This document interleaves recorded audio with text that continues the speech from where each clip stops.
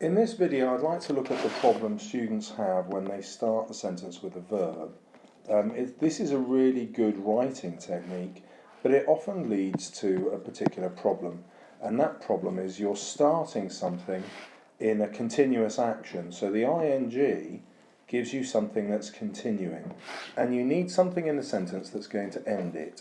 For example, looking over the long, narrow garden, full of colourful blossoms of roses and forget-me-nots, we need something to happen to complete the action, and it'll often be a verb that ends in ed.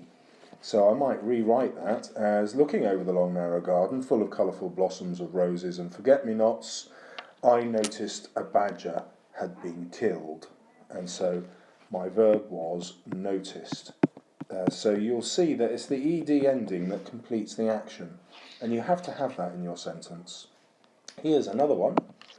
The bright green turf stretching about 20 metres, then a tall mountainous oak tree standing tall at the end of the garden like a massive wooden statue.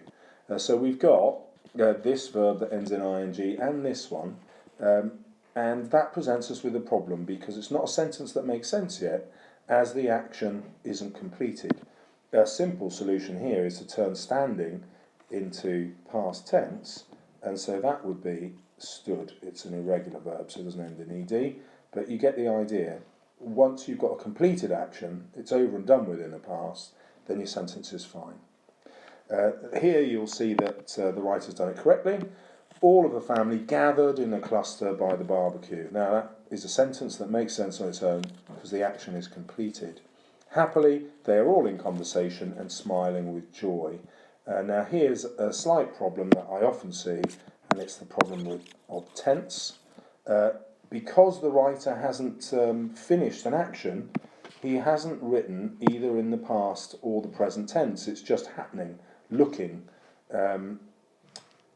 So yeah, if we just look at those, we've got looking and stretching, standing. They could be now, they're standing now, or they're standing in the past, waiting for something to happen. So here he's decided on the past tense, which is fine, but then here are is in the present tense, and it contradicts, and you've got to get the tense right.